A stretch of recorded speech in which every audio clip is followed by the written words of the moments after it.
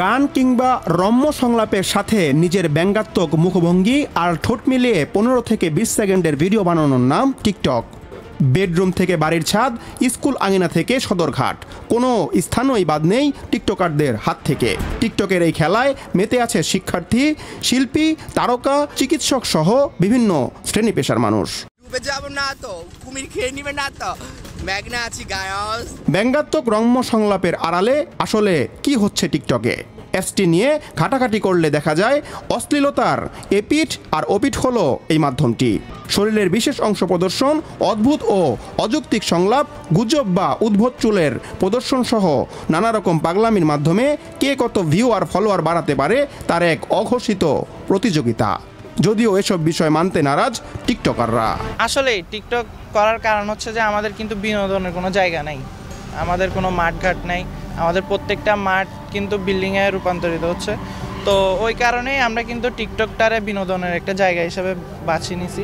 আমরা ইন্ডিয়ান চ্যানেলগুলো দেখি ইন্সপায়ার্ড হচ্ছি সব কিছুর প্রতি, ঠিক আছে। তাহলে আগে ইন্ডিয়ান চ্যানেলগুলোকে বন্ধ করলে তারপরে আমি মনে করি টিকটক বন্ধ করলে আমরা মানে নিতে রাজি। বিকজ টিকটক একটা অ্যাপ, কোনো অ্যাপই কিন্তু খারাপ না, ঠিক আছে। প্রত্যেকটা অ্যাপই কিন্তু ভালোর জন্যই রেডি হয়। টিকটকারদের আছে নানা রকম গ্যাং বা গ্রুপ। যোগাযোগের জন্য রয়েছে মেসেঞ্জার চ্যাট গ্রুপ, যেখানে নানা রকম অবৈধ কর্মকাণ্ডের আলাপ আলোচনা চলে রাতভর।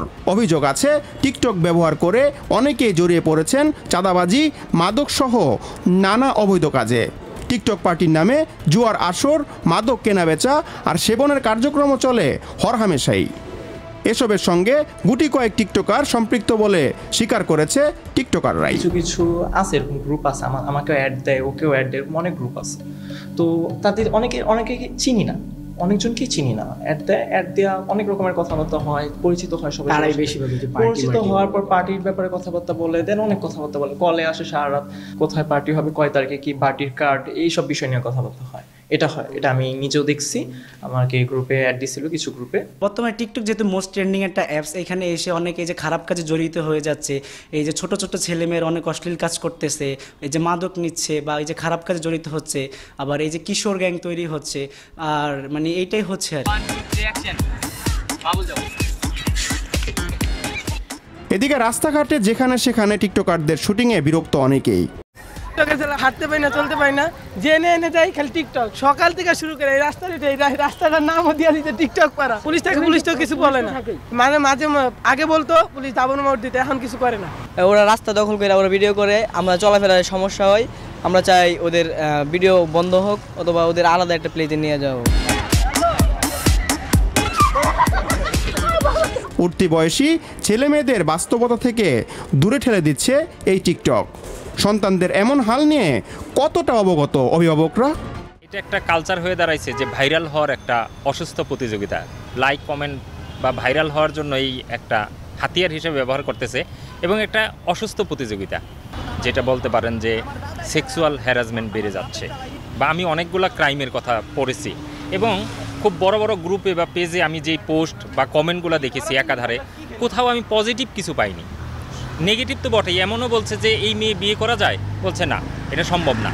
এবং আপনি যদি আমার পরিবারের দিকে বলেন, যে আমার ভাই, মেয়ে বা সন্তান, চারপাশের দিকে কথা বলেন, আমি যেটা দেখতেছি এদের কাউকে আমার স্বাভাবিক মনে হয় না।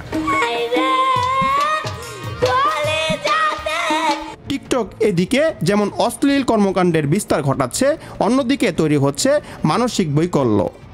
অর্থহীন এই প্রতিযোগিতায় নিজেকে এগিয়ে রাখতে অনেকে নিচ্ছেন জীবনের ঝুঁকি, ঘটেছে প্রাণহানিও।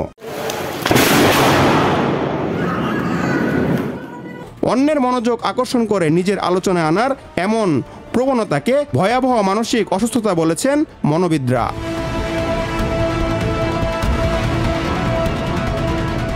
Hasibul Hossain Arnab, news 21 news desk.